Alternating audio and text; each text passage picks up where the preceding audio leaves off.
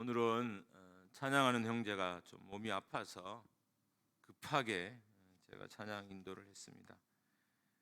설교할 힘이 다 빠져서 뭐 설교할 수 있을지는 모르겠지만 힘을 내서 하여튼 하겠습니다. 새삼 느끼는 게 찬양 인도하는 게 참 힘든 일이구나, 에너지를 엄청나게 소모하는구나라는 것을 다시 한번 느끼게 됩니다. 오늘은 설명이 필요하다라는 제목으로 말씀 나누겠습니다.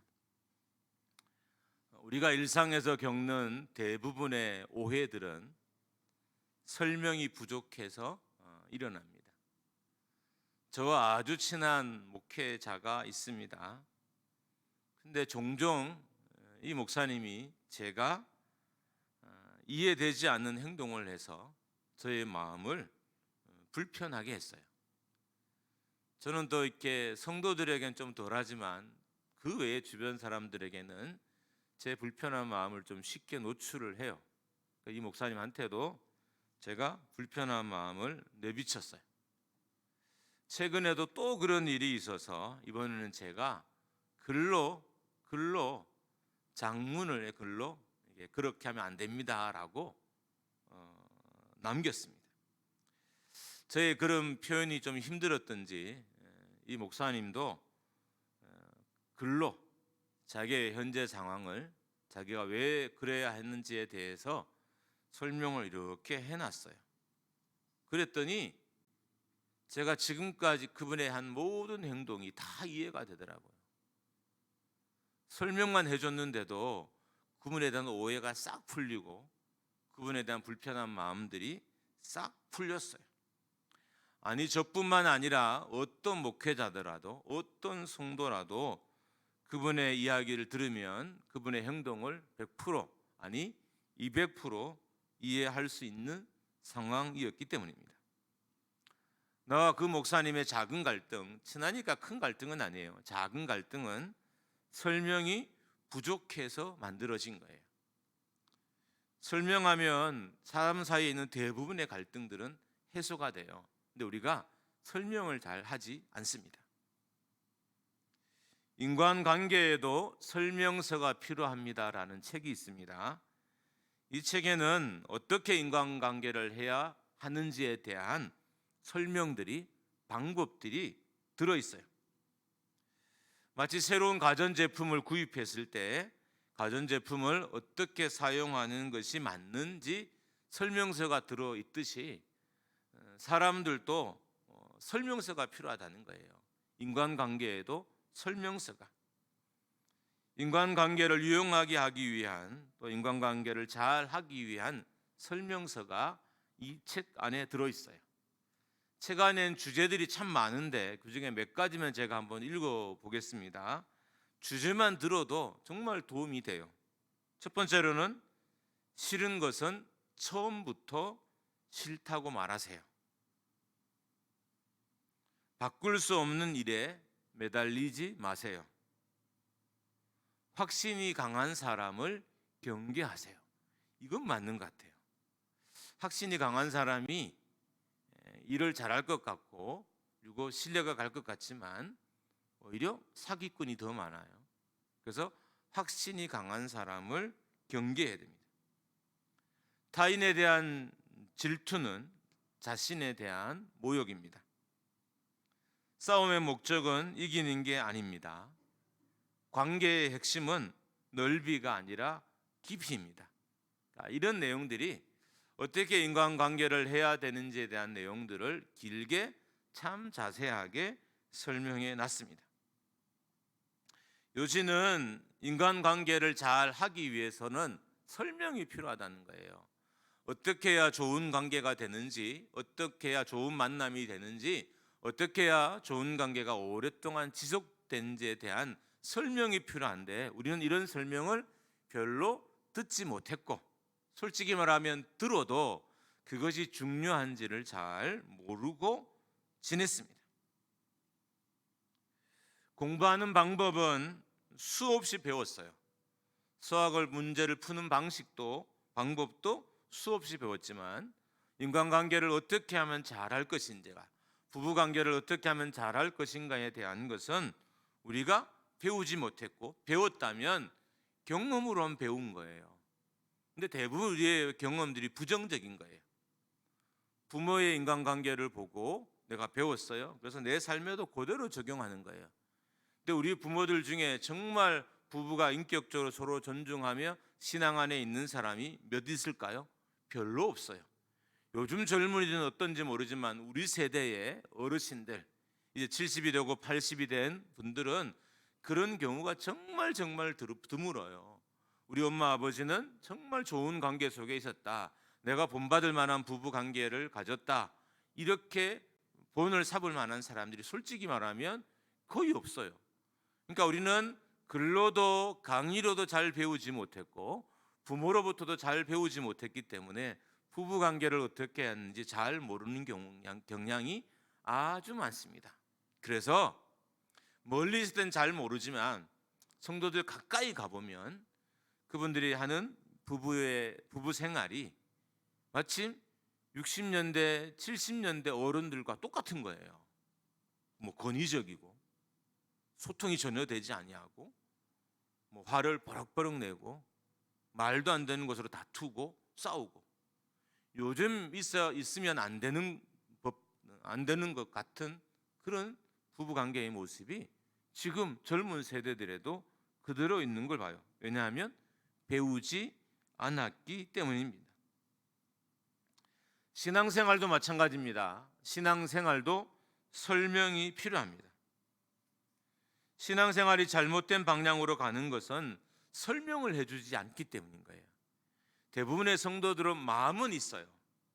아이고 우리 집사님 저렇게 하지 않았으면 좋겠는데 라고 마음은 있어요. 또 마음을 가끔 표현은 해요. 집사님 그렇게 하면 안 돼 라고 표현은 하지만 정작 설명은 해주지 않는 거예요.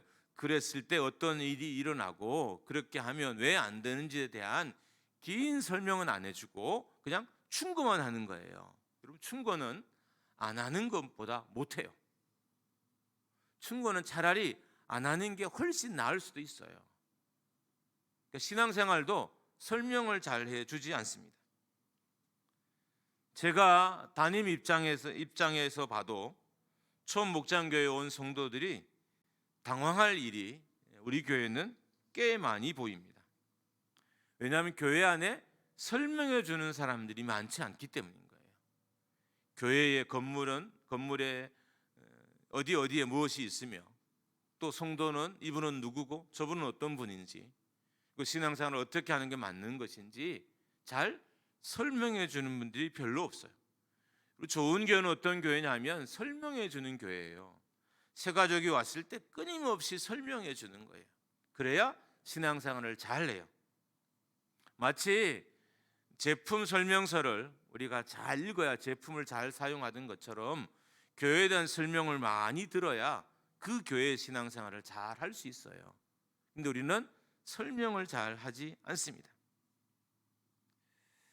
제품 설명서를 누가 가장 잘 만들까요? 제품을 개발한 사람이에요. 제품을 개발한 사람이 제품을 가장 잘 알기 때문에 제품을 가장 잘 설명할 수 있습니다. 제가 최근에 안 사실입니다. 생각보다 제가 설명을 많이 하지 않더라고요. 제 생각에는 많이 했다고 생각하는데 그런데 아니에요. 그렇다고 매번 교회 모든 일들을, 성도들을 전체를 모아서 대화해 가면서 진행하는 것도 너무 어려운 일이에요. 왜냐하면 대화라는 게 꼭 하나님이 원하는 방향으로, 교회가 부흥하는 방향으로, 성도들에게 유익한 방향으로 가지는 않더라고요. 심지어 기도하고 모이고 뭐 정말 교계 리더라는 목회자들이 모여서도요 엉뚱한 결정을 해요. 신사참배 결정을 하기도 하고요, 우상 숭배 결정을 하기도 하고요, 세습 결정을 하기도 하고요. 기도하고 모인 사람들인데, 영적으로 훈련받은 사람들인데도 그래요. 대화라는 것은 정말 어려워요. 그래서 목회자들은 자기의 목회를 설명하기 위해서 목양일기라는 걸 씁니다. 저는 되게 짧게 쓰지만 어떤 목회자들은 정말 길게 써요. A4 한 장 이상의 분량으로 한 달에 한두 번 정도 꼭 성도들에게 목회의 방향을 설명해 가요.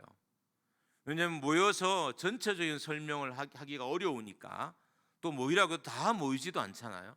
근데 그 프린트물은, 인쇄물은 다 가지고 가니까, 주보에 삽지해 놓으면 다 가지고 가니까, 그렇게 해서 성도들에게 끊임없이 목회의 방향을 알리고 목회자의 마음과 생각을 알리는 일들을 반복해서 합니다. 그렇게 설명을 잘하는 교회가 오해가 좀 덜하더라고요. 근데 그렇게 하는 교회도 최근에 결국 몇 개 목장 성도들이 또 분립해서 나갔어요. 좋아서 분립해 나간 건 아니죠. 약간 문제가 있고 트러블이 있어서 결과적으로 그분들이 나가는 걸 선택하고, 그래서 나가서 교회를 세웠습니다. 여러분, 저만 그럴까요? 저만 설명이 없을까요? 아니요. 성도들도 보면 설명이 없어요. 부모도 자녀에게 설명하지 않고요, 자녀도 부모에게 설명하지 않아요. 남편이 아내에게, 또 아내가 남편에게 설명하지 않아요. 그래서 생각보다 많은 오해들이 가족 관계 안에 쌓여 있어요. 제가 어렸을 때, 지금은 아니지만 아이들에게 항상 아빠를 설득시켜라. 아빠를 설득하면 내가 들어줄게. 근데 애들이 나이가 드니까 저를 설득하려고 하지는 않더라고요. 제가 꼰대로 보이는지 그때처럼 저에게 다가와서 뭔가 열심히 설명하고 아버지가 그것을 해줘야 되는 이유를 요즘은 설명하지 않아요. 아마 중간쯤 어디에서 저의 그런 말과 실제가 좀 이율배반적이라는 것을, 모순이라는 것을 깨달았겠죠. 그러니까 더 이상 아이들이 저한테 와서 설명하진 않아요. 그렇다 대화가 없는 가정은 아니지만 옛날처럼 설명하지는 않는다는 것입니다. 성도들도 신앙생활하면서도 잘 설명을 하지 않아요. 지난주에 내가 왜 교회를 안 왔는지 설명해 주지 않아요. 그러면 온갖 상상이 싹이 터요. 여러분, 제가 믿음이 없다고 생각하지 마시고, 여러분이 교회에 안 왔을 때 제가 어떤 생각을 하는지 한번 들어보실래요? 혹시 교회에 옮기나? 혹시 시험에 들었나? 혹시 지난주 설교가 엉망이었나? 혹시 지난주 내 표정이 이상했나? 혹시 지난주 교회에서 뭔가 잘못 보지 않았나? 이런 생각을 하더라고요.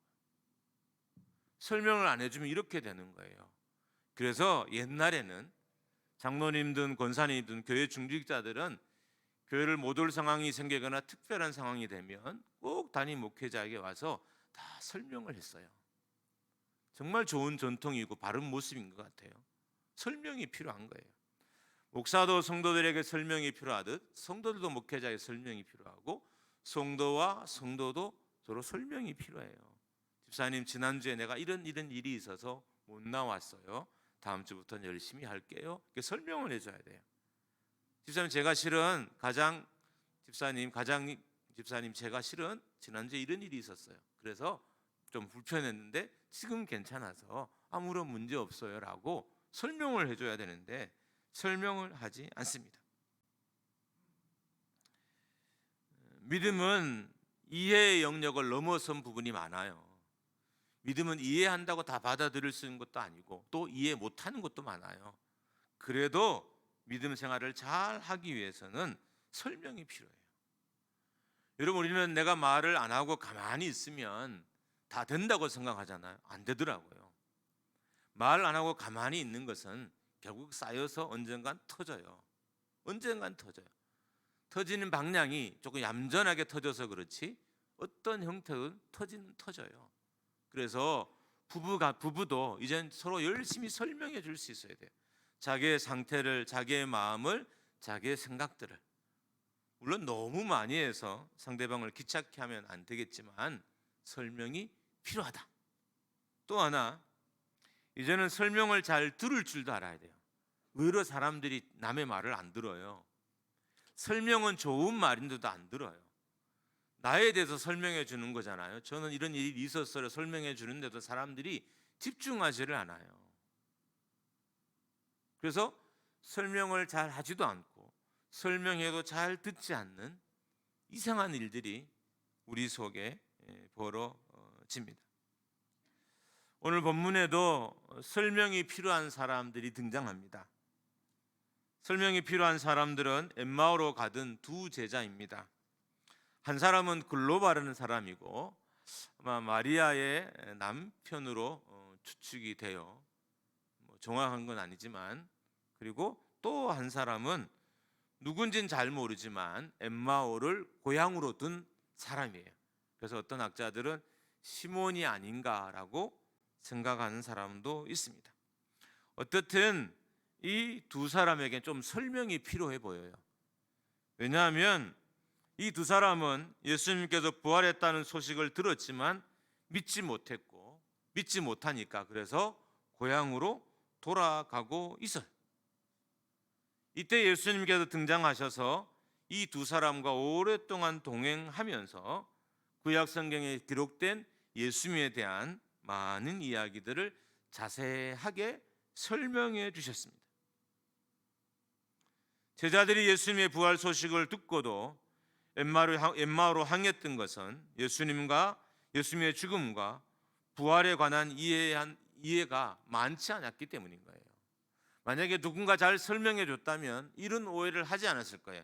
예수님이 살아난다고 믿었을 것이고, 그러면 또 예수님의 말씀이 기다리라고 했기 때문에 예루살렘에서 기다렸을 거예요. 근데 아마 제자들도 너무 다급한 상황인 나머지 이 모든 것들에 대한 설명을 해주지 않았어요. 그래서 결국 고향으로 돌아가고 있었던 것입니다. 이런 두 제자에게 예수님은 친히 나타나셔서 자신에 대해서 상세하게 설명해 주셨습니다. 그리고 조금 후에 이 두 제자는 예수님과 함께 식사를 하게 되었고, 식사 자리에서 예수님께서 축사하신 후에 떡을 떼어 주자 두 사람의 눈이 밝아졌고요, 예수님인 줄 알아보게 되었습니다. 31절에 이렇게 기록합니다. 그들의 눈이 밝아져 그인 줄 알아보더니 예수는 그들에게 보이지 아니하시는지라.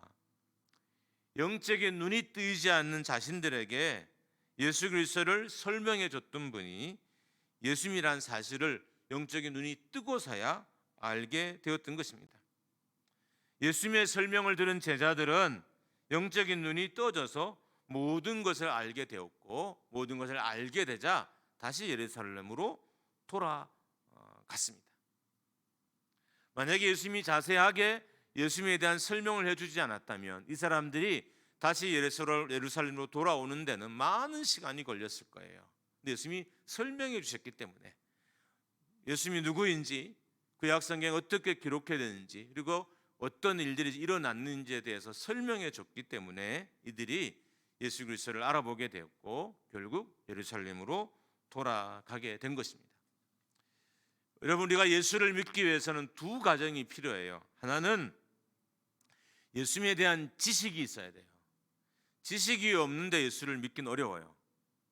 그런 분이 있을 수도 있겠지만 예수님에 대한 지식이 없이는 예수를 믿기는 어려워요. 최소한 예수님이 어떤 분인지는 알아야 돼요. 조금이라도 알아야 돼요. 알지 못한 데 지식이 하나도 없는데 예수를 믿기는 어려워요. 그래서 예수를 믿는 과정에 꼭 필요한 것은 지식이에요. 두 번째로는 영적인 눈이 떠야 돼요. 이걸 다른 말로 하면 성령 세례를 받는다 그래요. 예수를 믿기 위해서는 영적인 눈이 뜨여지는 성령 세례를 받아야만 예수를 믿을 수 있습니다. 그래야 예수를 알아볼 수 있고요, 그리고 예수를 확신할 수 있는 거예요. 성령 세례를 받지 아니하면, 영적인 눈이 뜨여지지 아니하면 예수 그리스도에서 확신이 없어요. 자기가 들은 지식에 대한 확신이 생겨나지 않아요.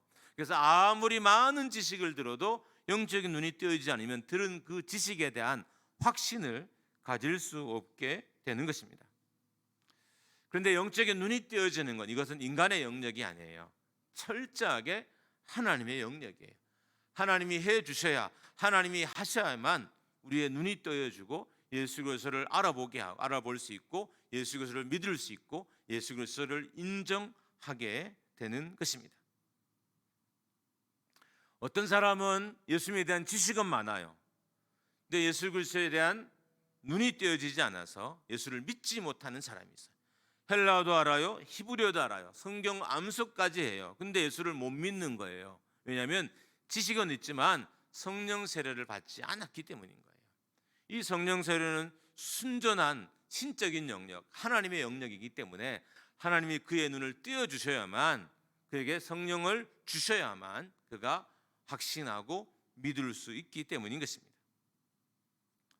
예수 그리스도에 대한 지식은 누군가가 설명해 줘야 알게 되는 거예요. 예수를 설명하지 않으면, 예수를 말하지 않으면 예수를 알 수가 없어요. 그러니까 전도의 역사들, 영혼 구원의 역사가 많이 일어나는 교회는 끊임없이 예수 그리스도에 대해서 설명하는 교회예요. 기존에 있는 성도들에게도 예수님의 여러 모습이 수천 가지, 수만 가지잖아요. 자기가 경험한 다양한 예수를 끊임없이 설명하는 것이고, 그래서 목장 모임에서 계속 간증하라는 이유가 거기에 있어요. 지난주에 어떤 예수님을 만났는지, 지난주에 어떤 예수님과 함께 했는지, 지난주에 예수님께서 무엇을 확신하게 했는지, 지난주 예수님께서 나에게 어떤 일을 행했는지를 끊임없이 나누는 것, 간증, 설명하는 거예요. 그래야 사람들이 그 이야기를 듣고 예수 그리스도에 대한 지식이 많아져요. 그리고 그 지식으로 말미암아 예수 그리스도를 들은 거잖아요. 믿음은 들음에서 난다고 그랬어요. 많이 들어야 예수 그리스도를 믿게 되는 겁니다. 로마서 10장 14절입니다. 그런즉 그들이 믿지 아니한 이를 어찌 부르리요? 듣지 못한 이를 어찌 믿으리요? 전파하는 자가 없이 어찌 들으리요? 여기 선포하는 자, 전하는 자, 가르치는 자, 설명하는 자가 없으면 예수에 대해서 들을 수 없다는 거예요. 들어야 믿어요. 근데 설명하는 사람이 없어요. 전하는 사람이 없어요. 예수를 말하는 사람이 없어요. 그래서 예수를 듣지 못하는 거죠. 우리는 교회에 가자는 말은 많이 해도요, 예수에 대한 말은 하지 않아요. 신앙생활 열심히 하지 말하지만 예수에 대한 이야기는 하지 않아요. 예수님이 어떤 분인지, 내 안에 어떤 일을 행하셨는지 끊임없이 설명할 때 사람들이 그 예수 그리스도를 듣고 그 들음에서 믿음이 나서 또 성령 세례로 말미암아 예수 들은 그 지식들을 확신을 갖게 되는 거예요. 그래서 예수 그리스도를 믿고 하나님께로 돌아오게 되는 것입니다. 로마서 10장 17절입니다. 그러므로 믿음은 들음에서 나며 들음은 그리스도의 말씀으로 말미암았느니라. 믿음의 역사가 일어나지 않는 것은 예수에 대해서 듣지 않았기 때문입니다. 그래서 끊임없이 예수를 설명하는 사람들이 교회에 많아야 돼요. 부모들도 자녀들에게 예수 그리스도를 설명하지 않아요. 교회를 다녀라, 예수를 믿어라, 왜 아침에 늦게 일어나냐, 교회 빨리 가라 라고 말은 하지만 예수 그리스도를 설명하지 않아요. 예수님이 어떤 분인지, 내게 어떻게 행하셨는지, 어떻게 예수를 만났는지, 만난 예수님이 나에게 어떻게 행하셨는지에 대해서 말하지 않는 거예요. 설명을 다른 말로 하면 간증이라도 할 수 있을 거예요. 간증하지 않는 거예요. 사람들이 예수 그리스도를 들음이 없어요. 그래서 믿음의 역사가 이 땅에 자꾸 사라지게 됩니다. 제가 공원 청소를 하면서 가장 기분 나쁜 장면이 하나 있어요. 설교 시간에 이런 말이 어떨지 모르지만 열심히 제가 청소해 놓은 곳에 볼일을 보고 가서 기분 나쁘지 않아요. 그냥 치우면 돼요. 이제는 익숙해져서 치우는 것도 그렇게 어려운 일도 아니에요. 심지어 어떤 분들은 제가 앞에 있는데도 볼일을 보시더라고요. 요즘 분들은 정말 대단해져요. 이렇게 주님이 들어가니까 그렇게 돼요. 주님이 들어오니까 막 엉덩이를 다 보이고 앉아 계셔요. 근데 이해돼요. 근데 제가 진짜 기분 나쁜 것은 어떤 이단인지 모르지만 핸드폰이나 전단지를 들고 와서 옆에 앉은 사람들에게 열심히 설명해요. 여러분, 놀라운 일이 있어요. 사람들이 그걸 듣고 앉아 있어요. 놀랍지 않나요? 저는 그래서 우리도, 그 사람들은 자기의 교주를 설명하는 거잖아요. 이단의 잘못된 교리를 설명하는 거잖아요. 우리는 구원의 교리를 설명하는 것이고 살아계신 하나님을 설명하는 거니까 우리가 더 열심히 설명하면 더 많은 사람들이 하나님께 돌아오겠다는 확신이 들더라고요. 근데 사람들이 설명하지 않는 거예요. 교회에 오세요, 목장교회에 오세요라고 말은 하지만, 초대는 하지만 예수에 대해서 설명하지 않아요. 예수님이 누군지, 어떻게 돌아가시고 부활하셨는지, 어떤 삶을 살으셨는지, 예수를 믿으면 어떤 은혜가 있는지, 어떤 국률이 있는지를 설명하지 않으니까 세상 사람들이 들을 기회는 없어요. 교회를 와봐라 라는 소리를 많이 들었지만 예수에 대해서는 들은 적이 없는 거예요. 그래서 지식이 없어요. 지식이 없으니까 믿음은 들음에서 나는데 믿음의 역사가 일어나지 않게 되는 겁니다. 그래서 정말 영적인 역사들이, 또 구원의 역사들이 많이 일어나는 교회는 계속 예수 그리스도에 대해서 설명하는 교회입니다. 설명해야 지식이 생기고, 지식이 생겨야 믿을 수 있게 됩니다. 초대교회가 큰 부흥을 이룬 것은 그들이 만난 예수님을 끊임없이 설명했던 거예요. 만나기만 하면 지난주 만난 예수 그리스도에 대해서, 지난주 경험한 예수 그리스도에 대해서 끊임없이 설명했고, 사람들은 수없이 많은 예수 이야기를 들었어요.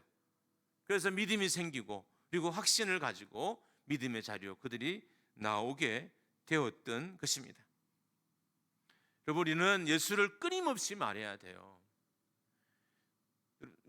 어떤 분은 되게 정말 열심히 있는 목사님인데 권사님이 돌아가시는데도 그 옆에 서서 예수님을 끊임없이 전해요. 전 처음에는 좀 이상하게 생각이 됐어요. 권사님이면 당연히 예수 믿지, 왜 저렇게 돌아가신 분한테 예수를 전할까? 예수 이야기를 할까? 그랬더니 이런 마음인 거예요. 행여나 이분이 예수를 믿었는데 믿음이 없이 행위로만 믿었을까 봐, 교회 열심히 나와서 봉사만 했을까 봐 마음이 너무 답답하고 안타까운 거예요. 그래서 돌아가시기 전에 한 번 다시 예수님을 전하고, 전한 예수, 본인이 설명한 예수 그리스도를 그 권사님들이 믿는지 고백하는지를 확인하고 점검하더라고요. 정말 필요해요. 예수 아주 오래 믿어도요, 교회에 아주 오래 다녀도요, 여전히 예수 이야기는 유용합니다. 들을 때마다 아멘이 나와야 하고요, 들을 때마다 감사해야 되고요, 들을 때마다 감격이 있어야 하는 것입니다. 예수님을 설명하기 위해 필요한 것은 지식과 믿음이에요. 지식은 틀리지 않게 전하게 하지만 믿음은 확신을 갖게 전해요. 우리가 예수 그리스도를 세상 사람들에게, 믿지 않는 사람에게 잘 설명하기 위해서는 지식과 믿음이 필요한데, 지식은 예수 그리스도에 대해서 틀리지 않게 전해요.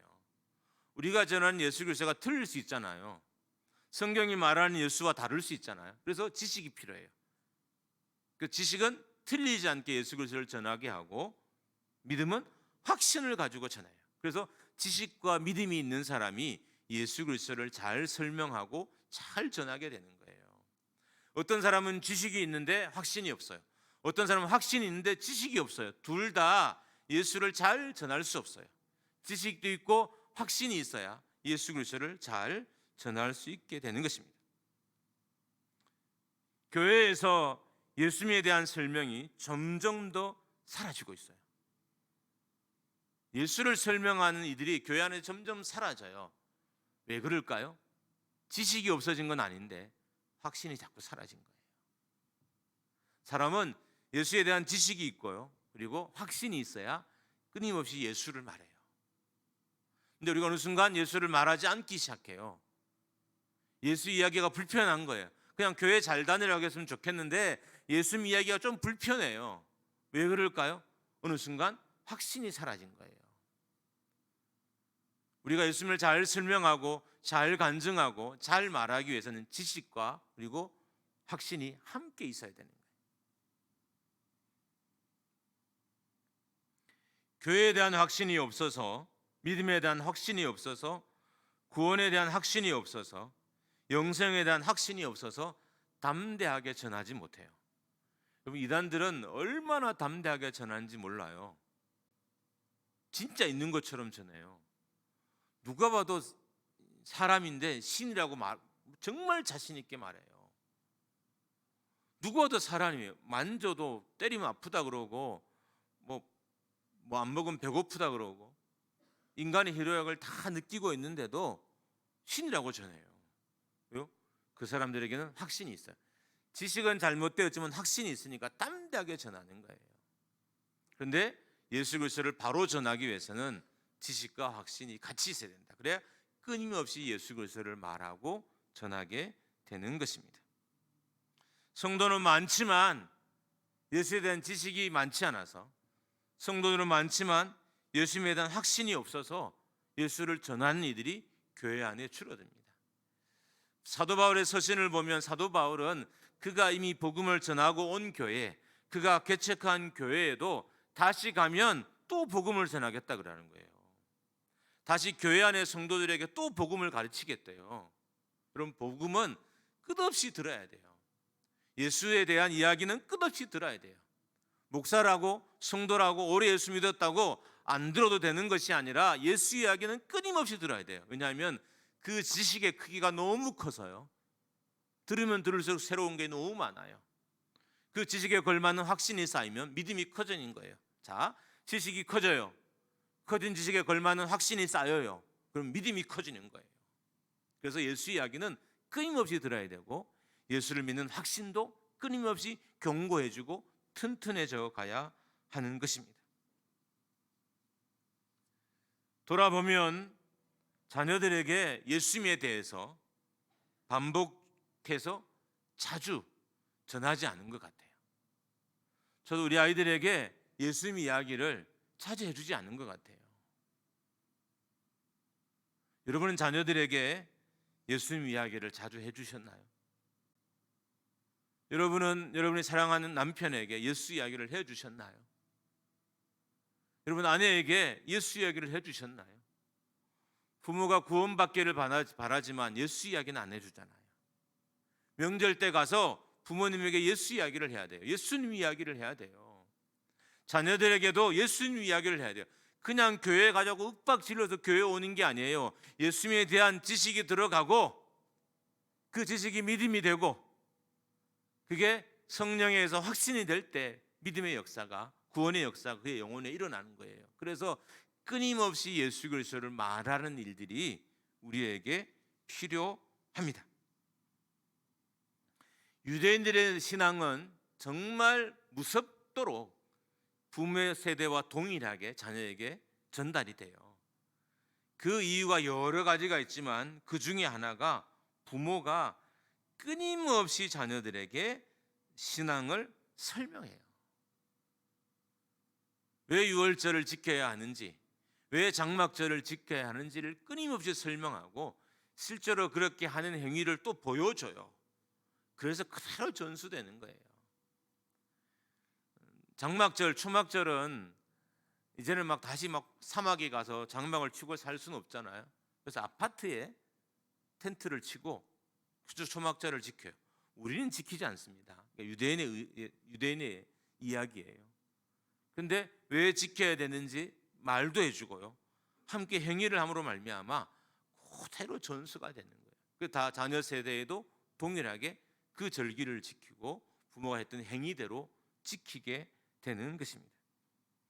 설명하지 않으면 전달되지 않습니다. 설명해야 돼요. 여러분의 마음에 아무리 좋은 것이 있어도 설명하지 않으면 전달되지 않습니다. 여러분이 예수 그리스도를 아무리 잘 믿어도 예수 그리스도를 말하지 않으면 그들이 예수 그리스도를 듣지 못하면 믿음과 확신이 일어나지 않아요. 그래서 듣도록 해야 됩니다. 그래서 주일학교도 끊임없이 예수 이야기를 해야 돼요. 요즘은 세대가 바뀌었다고 해서 성경 이야기를 좀 덜하는 경향이 있는데 그 원칙 무조건 지켜야 돼요. 끊임없이 예수 이야기를 해야 돼요. 끊임없이 성경 이야기를 해야 돼요.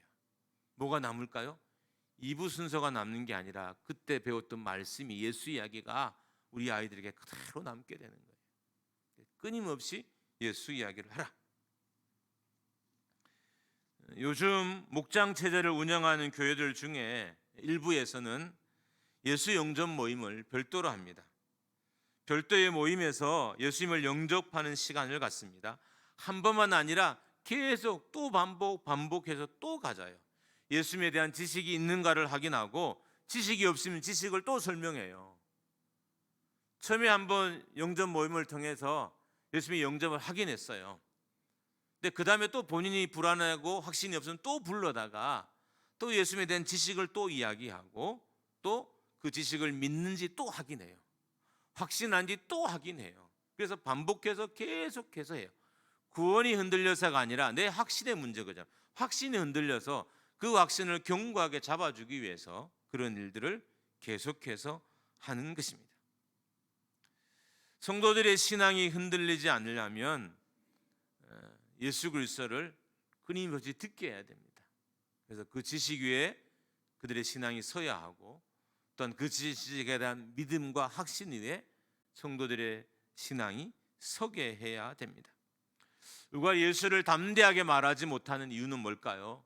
확신이 없기 때문인 거죠. 내가 예수에 대한 확신이 없으니까 자녀에게도 말을 못하는 거예요. 여러분, 진짜 예수에 대한 확신이 있으면 자녀에게도 말할 수 있어요. 진짜 확신이 있으면 누구에게도 말할 수 있어요. 성도는 최소한 예수님을 설명할 수 있어야 됩니다. 예수님에 대한 지식도 설명할 수 있어야 하고요. 예수님에 대한 경험도 간증할 수 있어야 됩니다. 여러분, 교회는 기본적으로 고백 공동체예요.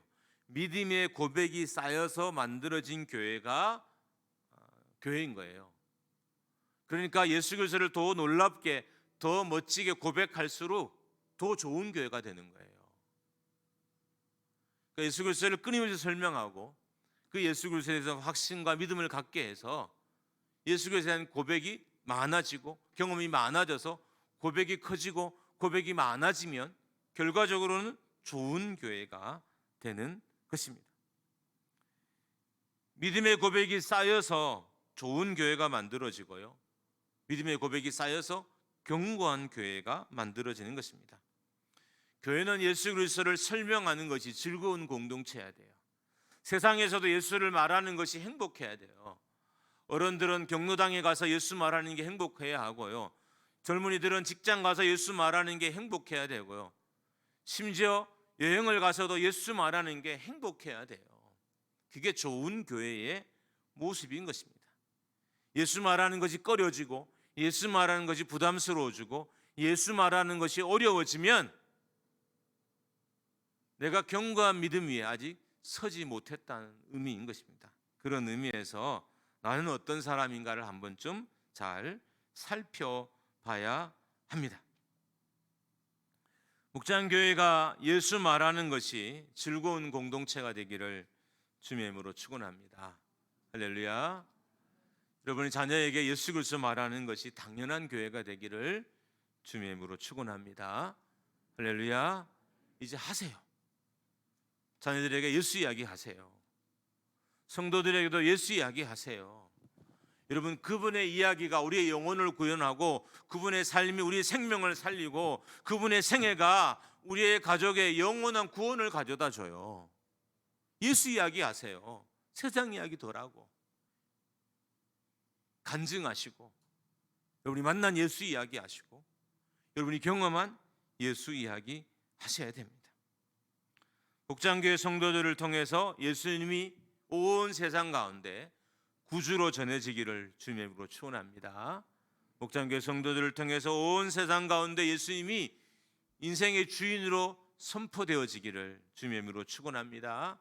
예수님이 우리의 왕으로 선포되어지기를 주님의 이름으로 축원합니다.